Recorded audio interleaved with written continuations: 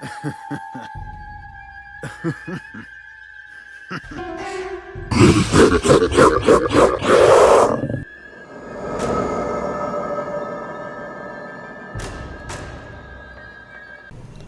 Video में मैं आगे जो वशीकरण विधि बताने जा रहा हूँ वो अब तक इस चैनल में बताई गई वशीकरण प्रयोगों से पूरी तरह से भिन्न है। आज हम जो प्रयोग जानेंगे उसमें डाकिनी शक्ति द्वारा व्यक्ति को वश में किया जाता है। एक अति गोपनीय डाकिनी महावशीकरण प्रयोग। अगर आप नहीं जानते तो डाकिनी मां काली का ही एक रूप है तथा डाकिनी द्वारा किसी कार्य को करवाना अघोड़ी अथवा दक्षिण मार्गी तांत्रिकों में प्रचलित है। इस प्रयोग को स्त्री या पुरुष कोई भी कर सकता है। दर्शकों, इस वीडियो को आप अंत तक ध्यान पूर्वक देखें, क्योंकि यदि आप ऐसा नहीं करते तो हो सकता है कि कोई बताई गई महत्वपूर्ण बात आपसे छूट जाए। इस साधना को अर्धरात्रि यानी 12 बजे को प्रारंभ करनी है। ये साधना आपको किसी सुनसान जगह जैसे नदी, तालाब का तट, तो आप इसे अपने घर के छत, पिछवाड़े या आंगन में भी कर सकते हैं। लेकिन इस बात का ध्यान जरूर रखें कि आपकी साधना काल में उस जगह आपके अलावा दूसरा कोई व्यक्ति न आए न जाए। दूसरे शब्दों में, आपको ये साधना करते हुए कोई दूसरा व्यक्ति ना देख सके। इस साधना को करने में 1 से 2 घंटे लग सकते हैं, इसीलिए समझबूझ कर ही साधना की जगह का चयन करें। आइए अब हम जानते हैं कि इस साधना में कौन कौन सी सामग्री की आवश्यकता होगी। तो आपको इसमें चाहिए होगा एक नारियल। दरअसल स्मशान भूमि में रहने वाले अघोड़ी साधुओं द्वारा कपाल अथवा मनुष्य की खोपड़ी का प्रयोग किया जाता है, लेकिन चूंकि ये साधना आम पारिवारिक व्यक्ति के लिए बताया जा रहा है, इस साधना में नारियल को खोपड़ी का प्रतीक मानकर इसका ही प्रयोग किया जाएगा।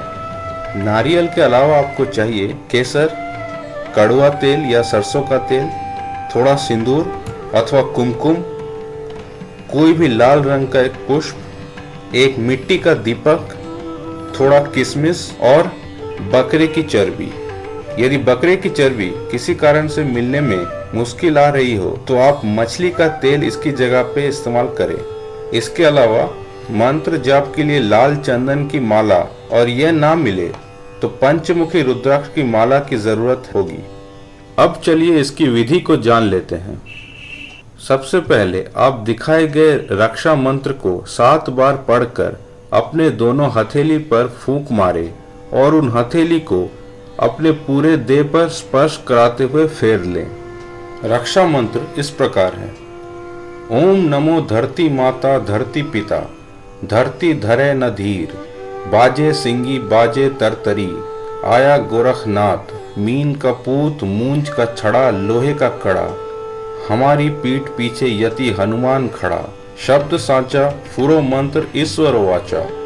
इसके बाद नारियल को कुमकुम या सिंदूर से तिलक करें और उस नारियल को लाल वस्त्र में लपेटकर अपने सामने रख लें। इसके बाद केसर, सरसों का तेल और चर्बी, इन तीनों चीजों को मिला ले और इसी से दीपक प्रज्वलित करें। अब इस जलता दिया को नारियल के समक्ष रखें। फिर उस नारियल के सामने अगरबत्ती जला दें। अब उस नारियल के ऊपर लाल रंग का पुष्प रख दें तथा किशमिश का कटोरा सामने रख दें। ध्यान रहे कि इस साधना में आपको दक्षिण दिशा की ओर मुख करके ही बैठनी है। बैठने के लिए वैसे तो अघोड़ी तंत्र प्रयोगों में कोई आसन का विधान नहीं होता, क्योंकि ये साधनाएं ज्यादातर स्मशान भूमि के राख पर बैठ के किया जाता है। लेकिन अगर आप चाहें तो किसी काला रंग का आसन बैठने के लिए इस्तेमाल कर सकते हैं। इतना करने के पश्चात अब आपको दिखाए गए मंत्र को 1008 बार जप करना है।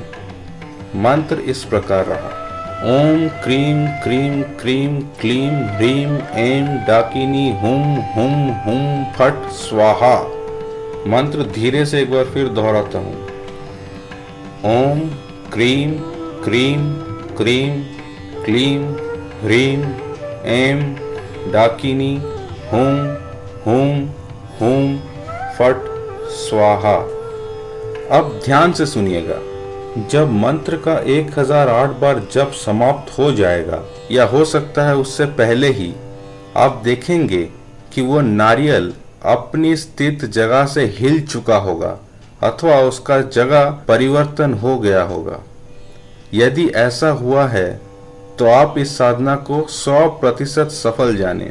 इसका मतलब है कि अब उस नारियल में डाकिनी शक्ति स्थापित हो चुका है।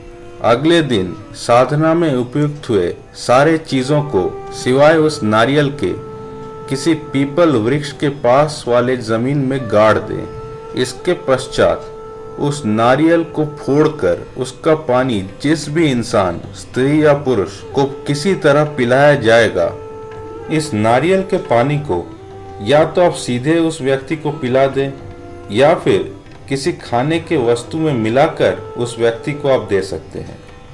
नारियल का पानी निकाल लेने के पश्चात उस नारियल को किसी कुआं, सरोवर या नदी इत्यादि में बहा दें, लेकिन ध्यान रहे कि भूल कर भी इस नारियल को किसी खुले स्थान पर ना छोड़ दे जहां पक्षी या कोई जानवर इस नारियल को मुंह मार सके।